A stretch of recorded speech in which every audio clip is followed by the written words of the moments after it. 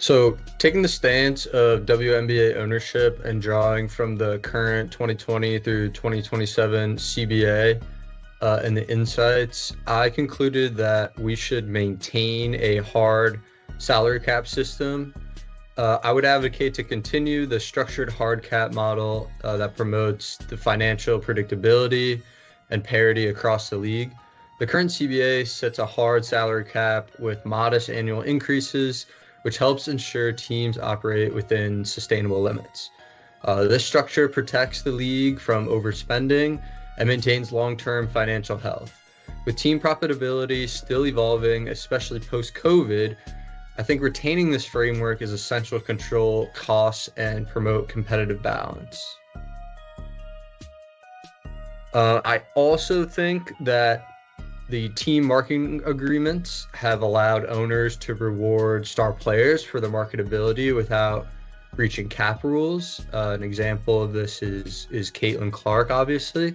And from an ownership perspective, continuing TMAs in the next CBA will allow teams to invest strategically in their top talent while still staying within salary cap limitations. These deals also help increase player compensation in a targeted way, boost team branding, and improve individual player visibility, aligning both with the business side and the competitive side of all interests of all parties.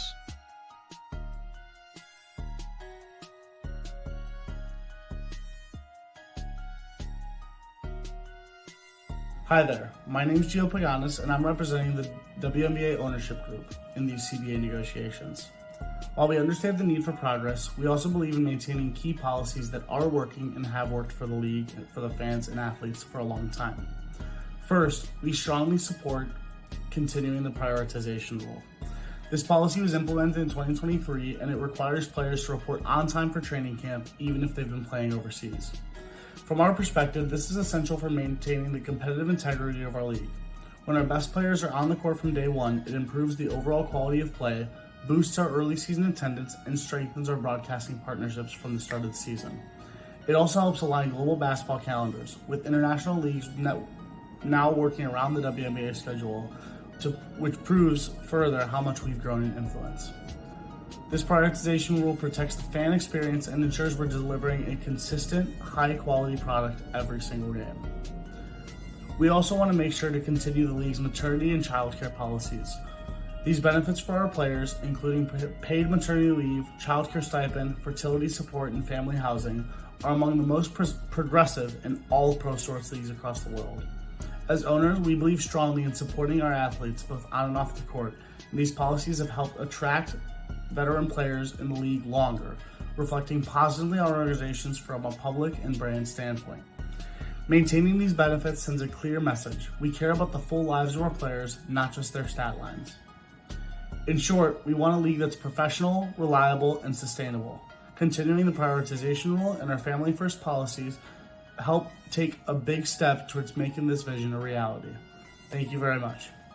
Hi. Okay, so for this question, we're supposed to explain what we want to change in the next CBA from an owner's perspective. And so one of the things that we want to change is providing fewer fully guaranteed contracts. Currently, teams are locked into many guaranteed deals, even if a player gets injured or doesn't perform. That's tough when we're already losing money every year. What we want to see is limiting the number of guaranteed contracts a player can hand out to 3 per roster, exclusively for the team's top 3 players. The rest should be based more on performance or have partial guarantees. The reason for this is because it gives teams flexibility to avoid paying high salaries to the athletes injured by irresponsibility or outside of the competition or WNBA competition. So for example, if a player gets injured doing something unrelated, like skydiving during her vacation, that's not considered a basketball-related injury. In that case, the team can suspend the player without pay, and the team is not required to pay unless the contract says otherwise. Something like this has already happened in the WNBA, with players like Breanna Stewart. She tore her Achilles while playing overseas in Russia, but unfortunately that was not a WNBA game or competition. And so because of that, she ended up getting suspended. Her salary was suspended under the cap rules. Okay, the next thing that we want to change in the next CBA is providing smarter travel policies.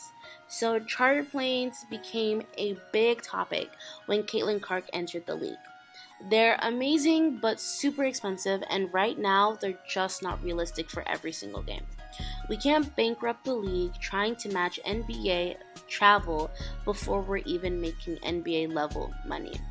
So what we want to do is we only want to stick to charters when necessary, like short trips or back-to-back games, players who get big bucks from endorsements, and league promos may cover upgrades and other costs if they want.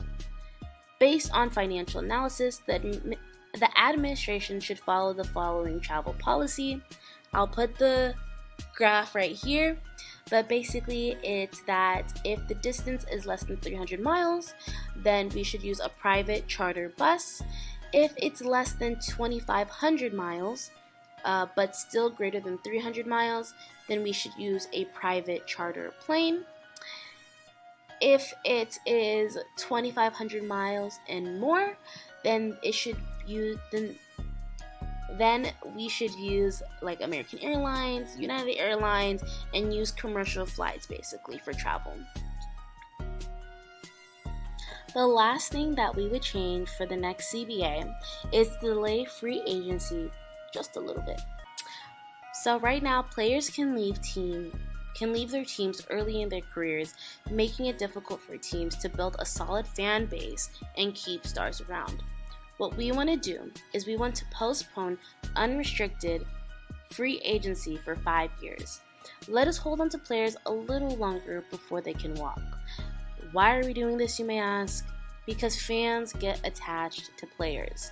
It helps build loyalty, keeps teams more competitive, and gives franchises time to grow around their key players. For example, after just 4 years, Caitlin Clark can leave in free agency right when fans are really getting attached. If we had 1 more year, we'd have more time to build the team around her and grow the fan base. This would help teams stay competitive and keep stars in their markets longer. Thank you so much for watching our video, and we really hope you enjoyed it. Our roles are going to be on the next segment. Thanks, guys.